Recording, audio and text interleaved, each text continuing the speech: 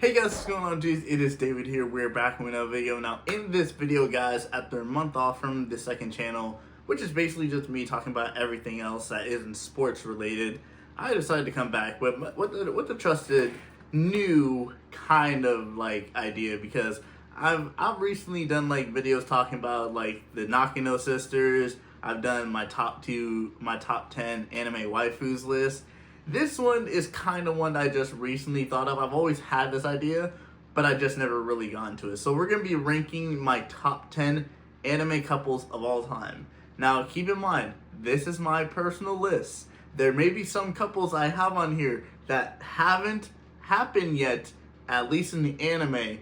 But in the manga, there's a possibility, there's a very good possibility of it happening. I'm not spoiling anything, so there's no spoiler alert. But just keep in mind, this is my list. I want to see your guys' list in the comments down below. But also, make sure you stay tuned in the video because number 1 may be very surprising. Number 10 on this list, and just to start off with a couple that isn't kind of realistic, is Shinobu and Giyu.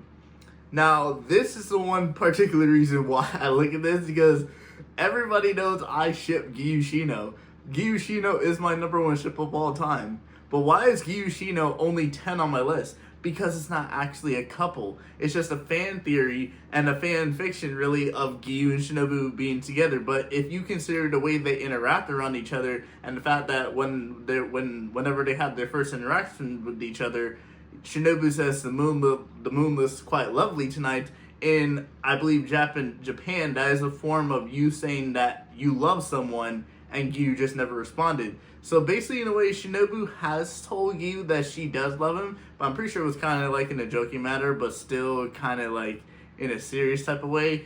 But honestly, yeah, I can really see that Shinobu and Giyu would be a good couple because obviously there's a certain moment that happens in the next in the movies that is going to affect Giyu very, very much. And when it happens, you're going to see Giyu's face and you're going to be like, huh. So out of all the Hashiras, he's the one that's the most surprised about this. And it has to do with Shinobu in that certain type of way. But like I said, I'm not spoiling anything. You guys are just going to have to watch the movie. I'm waiting for the movie to be announced because I'm ready for it. And I'm not excited for it. I'm ready for it. But I'm ready to also be sad. Because it's going to be an emotional time for me when I watch this moment. When I watch this movie. But Giyu Shino is at number 10. Number 9. It's another one that's kind of not confirmed, but kind of confirmed at the same time. It's Todoroki and Momo Yaoyorozu from My Hero Academia. Now, I think this has a slightly better chance of being on this list, just for a simple fact that they've had interactions with each other, and they both respect each other, and they both care for each other. If we obviously gotta say this, they obviously both got in on recommendations. Momo was the vice president, basically vice president, and Todoroki voted for her, but we didn't know that until they were put together against Eraserhead, and during the moment after Momo lost her confidence, Shoto's was like, hey, I voted for you because I believe in you and everything like this, and you can kind of see that there was a little something there. Continue on a couple of seasons later, and we see that Todoroki's father, Endeavor, is fighting against the hero, and Endeavor actually almost dies in the anime. And we can see that one of the people consoling him or close to him while he's being around there is Momo. It was Momo, it was Ochako, it was Deku, and it was Ida. Ochako and Deku are our own little thing. Ida's not really on its own. So Momo kind of being there shows that, she's one of the people that cares the most about him. And obviously when it came to them rescuing Bakugo, she was a part of the group. She was the one that had the idea. And she's the one that Todoroki, they all went to first. Like, Momo would create a thing that can trace back to Bakugo. And they all went together. I really think that if it came down to it, I know the manga's already ended, but if it came down to it, if there was a possibility of like a show, like seeing something in the future, I can definitely see that Momo and Todoroki would be a good couple together. Either that or Momo and Jiru, because their best friend relationship is just absolutely one of the things I love about My Hero Academia.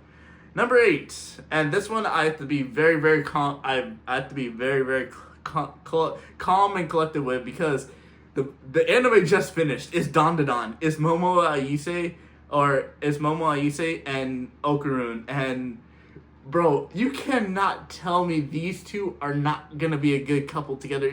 Bro, the moments that they've had together in the anime just show that they are going to be a good couple together, because it has like the cute moments together, but also has the serious moments together. Like when Momo found Okarun back, in training back with the other girl. I forgot her name. I really don't really care at this point right now. The anime just ended, but I've read a couple chapters. I've read a couple chapters in the manga, and yeah, I'm just gonna say this: it gets really good and it gets really interesting. But that's the most I'm gonna say this. But no, Momo Ayuse and Okarun are definitely a very good couple together. They very complement well with each other, and I think the second to last episode is a perfect representation about Okarun and Momo's feelings are for each other. Because if you guys watch the 11th episode, there's a certain character in the episode that goes to find a certain person that he loves, and the person's like, no, I'm old, outdated, and the guy says, no, I don't care, I will always love you, I will always be there for you. And then they show a moment where Okarun realizes that he does love Momo. And we're gonna get to that point where Okarun can finally confess his feelings for Momo. That's way down the line. That's like 2 seasons down the line possibility. But Okarun and Momo are my final one that are not technically a couple, but still a couple. The rest of them will all be couples on this list. Number 7 on this list, we have Chizuru and Kazuya from Rent a Girlfriend. This is one that would never have been on my list had I not watched Rent a Girlfriend. But after watching 3 seasons of Rent a Girlfriend, waiting for the 4th, and reading the manga, Chizuru and Kazuya are just...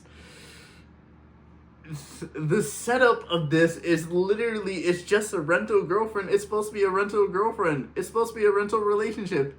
But it slowly starts moving into the point where they both start caring about each other, to the point where they're actually going to become a couple, and I'm excited for it. I don't know when that's going to happen. I'm still reading the manga. It still hasn't happened yet, but I know it's going to happen. Chizuru and Kazuya are number 7. Number 6 is possibly the longest lasting relationship we're going anime terms. It's Goku and Chi-Chi. And this is a simple reason why. Goku and Chi-Chi have loved each other ever since they were kids.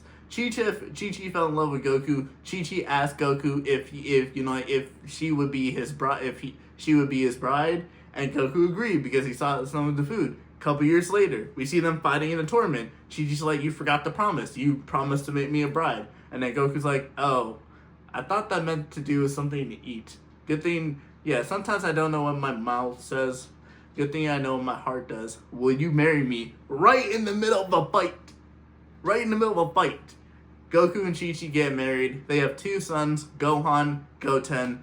Gohan, one of the best characters in Dragon Ball history. Goten, a little bit debatable. And every single moment, obviously, we're going to get the arguments. Chi-Chi sometimes wants Goku to get a job. Chi-Chi knows that Goku's love is always going to be for fighting, and she's cool with that. She even let Gohan participate in the Cell games, which ended up being a good thing because Gohan ended up beating Cell in it. And yeah, they're still always going to have their arguments like a couple, but deep down, Chi-Chi loves Goku, and we all know that Goku loves Chi-Chi because especially when Goku Black says that he took over Goku's body and killed Chi-Chi, we see that Goku's transformation just clicked in his head, and we're just like, yep, they're perfect together. Goku and Chi-Chi are number 6.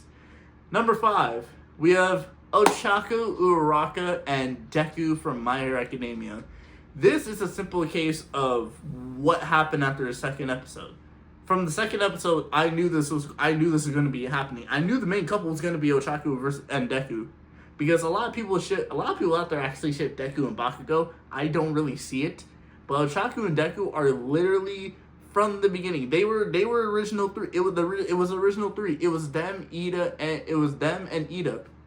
That was the original 3 before they went to the Power 3 with Deku, Bakugo, and Todoroki. But Deku and Momo and Ochaku have had a lot of moments together. We also gotta remember, when it comes to the latest season, one of the biggest reasons why Ochaku was able to talk to Toga is because she had the thing in her suit that came from Deku's Black Whip. She has a lot of inspiration. She literally kept his All Might chain that he gave to her as a Christmas present on her just to keep it close to say, that shows you how much she cares about Deku. She literally is the one that convinced everyone to let Deku stay in My Hero in the school after everybody wanted to get rid of him.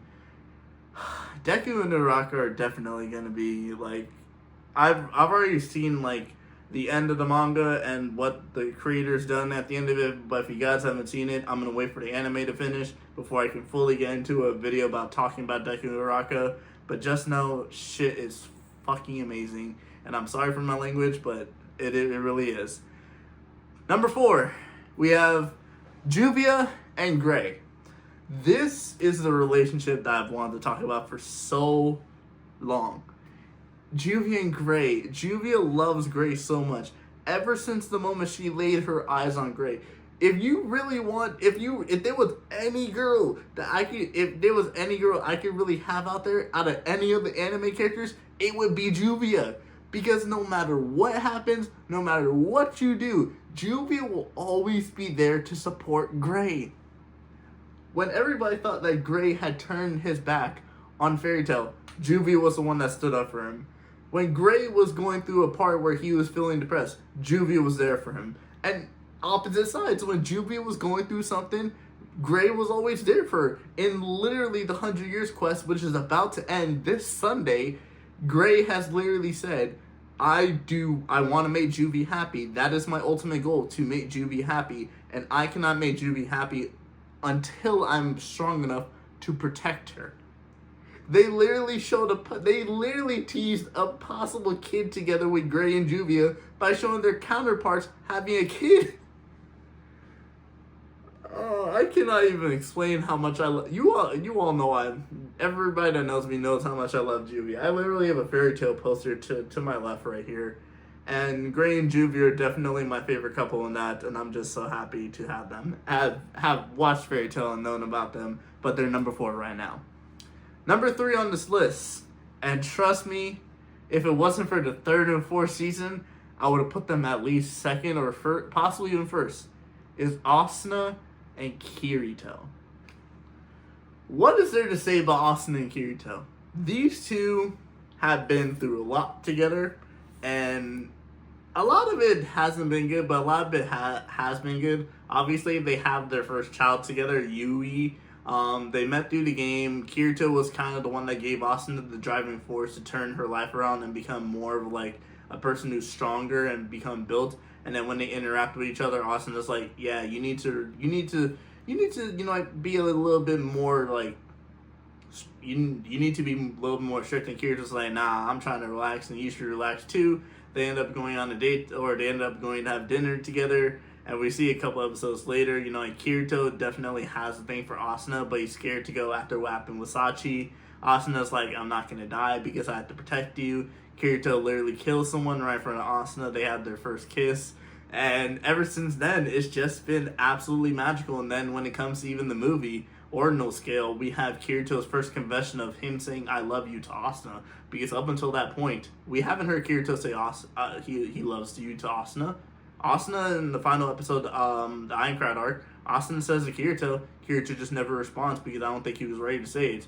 But when she was losing his memories and he finally realizes how much Asuna really loves him, he's able to say it. They have a kiss, and towards the end of the movie, they get engaged together. And then the 3rd and 4th season it really didn't like strongly, further my belief in their relationship. I mean, my belief in their relationship was already really strong because they fucking love each other. But 3rd and 4th season, I just wish there was a lot more interaction with them. But obviously, it was more about Yujiro and Alice because it was called literally Sword Online Alicization. But so I wish there was at least more. But that, because of what happened in the 3rd, 4th season, I just gotta put them at number 3. Number 2. And this one is going to be the one that probably surprises a lot of people out the most, is Komi and Tadano. Yes, Komi and Tadano from Komi Can't Communicate. You're like, David, wait, they're not even a couple yet. Yeah, I've read the manga. Yes, I've read the manga, and I've caught up to the latest chapter. The next chapter won't be for a couple of weeks, up until the new year. But Komi and Tadano are 2 kids that are just perfect for each other, because I gotta call them kids. They're in high school, and Tadano is the whole reason that Komi started the journey to become 100 friends. Tadano was literally Komi's first friend, and her ultimate goal of getting to 100 friend, I believe at the current moment stage in the manga, she's only 7 friends away from reaching her goal, and the year's about to finish, and we're just gonna have to see what the future holds with them. Like the confession with Komi and like Tadano saying like, hey, like I gave you some chocolates, and then Komi gives them chocolate and saying like, hey, I like you, and then Komi says I like you as well. I can't really talk about it more because it's in the manga, and I'm not trying to like ruin anybody's future about wanting to read the manga or watch the anime, because even I don't know when Komi's gonna come back, because that's the reason I read the manga in the first place, because I don't know when Komi's gonna come back. It's a Netflix anime, and Netflix is weird when it comes to their animes, because when it comes to Kakaguri as well, they left Kakaguri on a cliffhanger. We don't know when Kakaguri is gonna come back. My Happy Marriage is supposed to come back. That's also a possible relationship that could be in my top 10 if I do like a yearly thing, like next year do like a yearly top 10 for like my favorite anime couples of like all time. But yeah, Komi Tadano are definitely up there, and they're my number 2. But number 1 on this list, I think is a definite lock for my number 1 for quite a while, unless they pull something out of bad with like Momo Ayuse or something like that. And keep in mind, I've read the manga for Dandadan, so number 1 is Hinata and Naruto. Everybody's like, bro, you are boring. You picked Hinata and Naruto as your favorite anime couple? Yes, I did. For one reason why? Look at what it did for the both of them together. People would be like, Hinata, the relationship didn't really do anything for Naruto, right? Let's not forget that when Naruto was about to find Neji, Naruto was having doubts. Naruto, of all people, was having doubts. He went to go to the place where he first became a shinobi, and who was there? Hinata. Who was the one that gave him the words of motivation to go fight Neji? It was Hinata.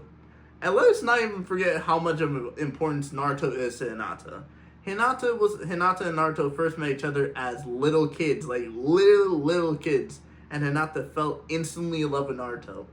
When there's a moment during Naruto Shippuden, we see there's a backstory of Naruto and Sasuke fighting, and where everybody's like, "Go Sasuke, go Sasuke!" Hinata's like, "Go Naruto, I believe in you," and it's just like, that really makes it a point. Before he even met Iruka Sensei, before he even met the third Hokage, well, I'm pretty sure he had already met the third Hokage by this point, the first person that ever believed in him, the first person that ever truly thought of him as a good person and not as a monster, was Hinata.